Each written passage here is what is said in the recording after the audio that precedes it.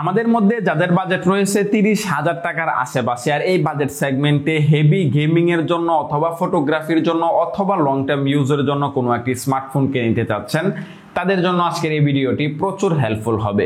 কারণ আজকের এই ভিডিওতে মূলত আমরা কথা বলবো 30,000 টাকা বাজেট সেগমেন্টে সেরা 5টি স্মার্টফোন নিয়ে, যে স্মার্টফোনগুলোর ওভারঅল পারফরমেন্স ভালো, সেই সাথে চাইলে আপনারা ফোনগুলো দিয়ে ফটোগ্রাফি, ভিডিওগ্রাফি, গেমিং এর মতো কাজগুলো খুব স্মুথলি করতে পারবেন। তো আপনারা দেখতেছেন এসএল টেক জোন। এখনো চ্যানেলটিতে নতুন হয়ে থাকলে অবশ্যই চ্যানেলটি সাবস্ক্রাইব করে পাশে থাকা বেল আইকনটি অন করে দিবেন, তাহলে আমাদের প্রতিটি ভিডিও নোটিফিকেশন সবার আগেই পেয়ে যাবেন। আমাদের লিস্টে থাকা নাম্বার 5-এ আমরা যে স্মার্টফোনটি নিয়ে কথা বলবো 30,000 টাকা বাজেট সেগমেন্টের মধ্যে, সেই ফোনটি হচ্ছে রিয়েলমির একটি স্মার্টফোন, রিয়েলমি নারজো 50 প্রো। আপনারা অনেকেই হয়তো অবগত আছেন রিয়েলমি নারজো 50-র যে ফোনটি ছিল 20,000 টাকা বাজেট সেগমেন্টে, অর্থাৎ 18-19,000 টাকায় বর্তমান এই সময়েও কিন্তু পাওয়া যায়। এই বাজেট সেগমেন্টে ওই ফোনটি কিন্তু সেরা একটি স্মার্টফোন ছিল। এটির আপডেট একটি ভার্সন হচ্ছে রিয়েলমি নারজো 50 প্রো। এই ফোনটিও কিন্তু এই বাজেট সেগমেন্টে ভালো একটা কনফিগারেশনে আমাদেরকে অফার করতেছে। তো যাই হোক, ফোনটির কনফিগারেশনটা আমরা একটু লক্ষ্য করি। ফোনটিতে রয়েছে 6.4 ইঞ্চির অ্যামোলেড প্যানেলের ডিসপ্লে, যাতে রয়েছে 90 হার্জ রিফ্রেশ রেট। এই ফোনটির মধ্যে প্রসেসর রয়েছে মিডিয়াটেক ডাইমেনসিটি 920। ফোনটির মেইন ক্যামেরা নিয়ে কথা বলতে গেলে 48 মেগাপিক্সেলের একটি ক্যামেরা রয়েছে। সেই সাথে এই ফোনটিতে রয়েছে 16 মেগাপিক্সেল ক্যামেরা, র্যাম থাকবে 6GB, স্টোরেজ থাকবে 128GB। ফোনটির যদি আমরা ব্যাটারি ক্যাপাসিটি নিয়ে কথা বলি, তাহলে এই ফোনটিতে রয়েছে 5000 mAh এর ব্যাটারি, যার সাথে রয়েছে 33 ওয়াটের ফাস্ট চার্জার। আর এই ফোনটি বর্তমানে আনঅফিশিয়ালি পাওয়া যাচ্ছে 25 থেকে 26,000 টাকার মধ্যে। আর 25-26,000 টাকার মধ্যে কিন্তু এই ফোনটি আমাদেরকে ভালো কিছুই অফার করতেছে। যারা আসলে ভালো মানের একটি গেমিং ফোনকে নিতে যাচ্ছেন এই বাজেটে রিয়েলমির, সেই সাথে ক্যামেরা পারফরমেন্সটাও যথেষ্ট ভালো লাগবে, অ্যামোলেড প্যানেলের ডিসপ্লে প্রয়োজন, তাদের জন্য এই ফোনটি বেস্ট একটি চয়েস হতে পারে। অথবা আমরা রেডমির একটি স্মার্টফোন নিয়ে কথা বলতে পারি। বর্তমান এই সময় পর্যন্ত রেডমির সব থেকে আপডেট একটি স্মার্টফোন রেডমি নোট 12 প্রো। এই ফোনটির ওভারঅল কনফিগারেশনের দিকে যদি আমরা লক্ষ্য করি, তাহলে ফোনটিতে রয়েছে 6.67 ইঞ্চির ওলেড প্যানেলের একটি ডিসপ্লে, যাতে রয়েছে 120 হার্জের রিফ্রেশ রেট। এই ফোনটিতে প্রসেসর রয়েছে মিডিয়াটেক ডাইমেনসিটি 1080-র মতো একটি পাওয়ারফুল গেমিং প্রসেসর। সেই সাথে ফোনটির মেইন ক্যামেরার দিকে তাকালে আমরা ট্রিপল ক্যামেরা সেটআপ দেখতে পাবো, যার মেইন সেন্সর রয়েছে 50 মেগাপিক্সেলের। এই ফোনটিতে সেলফি ক্যামেরা রয়েছে 16 মেগাপিক্সেলের। ফোনটির র্যাম থাকবে 6GB, স্টোরেজ থাকবে 128GB। ফোনটির ব্যাটারি ক্যাপাসিটির দিকে যদি আমরা লক্ষ্য করি, তাহলে এই ফোনটিতে আমরা পেয়ে যাব 5000 mAh এর ব্যাটারি, যার সাথে রয়েছে 67 ওয়াটের ফাস্ট চার্জার। ওভারঅল এই ফোনটির কনফিগারেশনটা কিন্তু যথেষ্ট ভালোই রেখেছে রেডমি। এই ফোনটির ডিসপ্লে পারফরমেন্স যেরকম ভালো, সেই সাথে অনেক ভালো মানের একটি গেমিং প্রসেসর রয়েছে মিডিয়াটেক ডাইমেনসিটি 1080 যে প্রসেসর, সেটি দিয়ে আপনারা চাইলে হাই গেমিং গুলো করতে পারবেন, একদম স্মুথ একটা পারফরমেন্স পেয়ে যাবেন। ফোনটির ক্যামেরা পারফরমেন্সটাও যথেষ্ট ভালো। আর এই ফোনটির বর্তমান আনঅফিশিয়াল প্রাইস রয়েছে 29 থেকে 30,000 টাকার মধ্যে, অর্থাৎ 29-30,000 টাকা যদি আপনার বাজেট হয়, তাহলে রেডমি নোট 12 প্রো এই ফোনটিকে নিতে পারবেন। ওভারঅল দিক থেকে বাজেট সেগমেন্টে এই ফোনটিও এখন পর্যন্ত ইউজার রিভিউ যথেষ্ট ভালো, সেই সাথে পারফরমেন্সটা যথেষ্ট ভালো রয়েছে।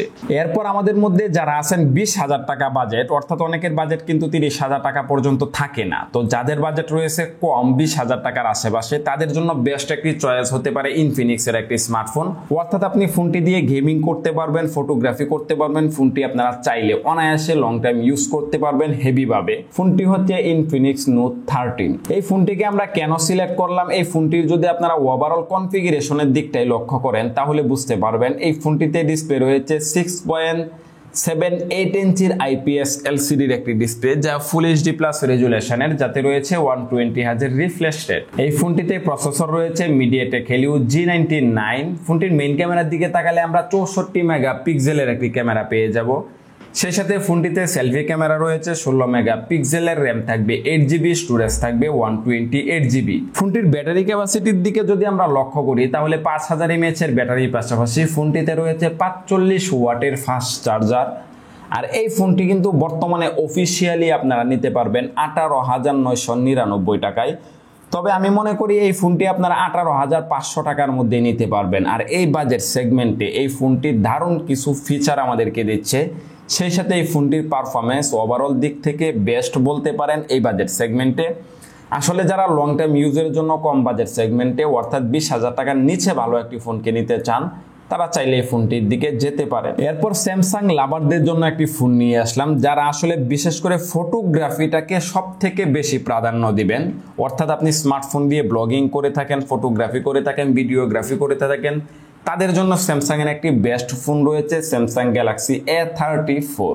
এই ফোনটিতে রয়েছে 6.6 ইঞ্চির সুপার এমুলেটেড একটি ডিসপ্লে, যাতে রয়েছে 120 হার্জ রিফ্রেশ রেট।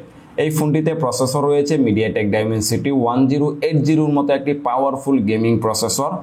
ফোনটির মেইন ক্যামেরার দিকে তাকালে আমরা 48 মেগাপিক্সেলের একটি ক্যামেরা পেয়ে যাব। সেই সাথে ফোনটিতে সেলফি ক্যামেরা রয়েছে 13 মেগাপিক্সেলের, র্যাম থাকবে 6GB, স্টোরেজ থাকবে 128GB। ফোনটিতে রয়েছে 5000 mAh এর ব্যাটারি। আর এই ফোনটির বর্তমান আনঅফিসিয়াল প্রাইস রয়েছে 30,000 টাকার আশেপাশে।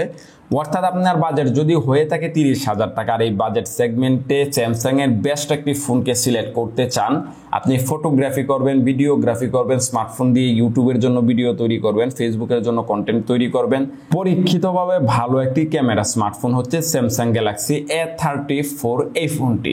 এরপর আমরা সর্বশেষ যে স্মার্টফোনটি নিয়ে কথা বলবো সেটি হচ্ছে পোকোর একটি স্মার্টফোন। ওভারঅল দিক থেকে বেস্ট একটি ফোন হতে পারে এই ফোনটি, পোকো X5 Pro। ফোনটিতে ডিসপ্লে রয়েছে 6.67 ইঞ্চির অ্যামোলেড প্যানেলের ডিসপ্লে, যাতে রয়েছে 120 হার্জ রিফ্রেশ রেট। এই ফোনটিতে আমরা প্রসেসর পেয়ে যাব কোয়ালকম স্ন্যাপড্রাগন 778 5G। ফোনটির মেইন ক্যামেরার দিকে তাকালে আমরা 108 মেগাপিক্সেলের একটি ক্যামেরা পেয়ে যাব, সেই সাথে 8 মেগাপিক্সেল এবং 2 মেগাপিক্সেলের আরো দুটি ক্যামেরা রয়েছে। ফোনটিতে সেলফি ক্যামেরা রয়েছে 16 মেগাপিক্সেলের, র্যাম থাকবে 8GB, স্টোরেজ থাকবে 128GB।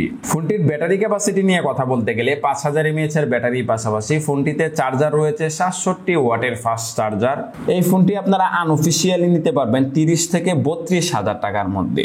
আসলে এই ফোনটি কেন আমরা সিলেক্ট করলাম, যাদের বাজেট রয়েছে 30,000 টাকা তারা চাইলে কিন্তু আর কিছু টাকা অ্যাড করে বেস্ট একটি ফোনকে সিলেক্ট করতে পারেন। এই ফোনটির যেরকম ডিসপ্লে পারফরমেন্স ভালো, সেই সাথে ফোনটির প্রসেসর পারফরমেন্সটা যথেষ্ট ভালো, বেস্ট গেমিং এর জন্য একটি চয়েস ফোন হতে পারে। সেই সাথে 108 মেগাপিক্সেলের ক্যামেরা থাকার কারণে এই ফোনটির ক্যামেরা পারফরমেন্সটাও যথেষ্ট ভালো। এই ফোনটি আপনারা যদি নিতে পারেন তাহলে আশা করা যায় এটি ভ্যালু ফর মানি একটি ফোন হতে পারে। তো আশা করি আমাদের মধ্যে যাদের বাজেট ছিল 30,000 টাকার আশেপাশে বেস্ট একটি ফোনকে নিতে চাচ্ছিলেন, হয়তো আপনারা গেমিং করবেন, ফটোগ্রাফি করবেন, ভিডিওগ্রাফি করবেন, অথবা ফোনটিকে লং টাইম ইউজ করবেন, তাদের জন্য এই ভিডিওটি প্রচুর হেল্পফুল হয়েছে। তো যদি ভিডিওটি ভালো লাগে অবশ্যই ভিডিওতে লাইক, কমেন্ট এবং শেয়ার করতে ভুলবেন না। পরবর্তীতে দেখা হচ্ছে আবারও নতুন একটি ভিডিও নিয়ে। আল্লাহ হাফেজ।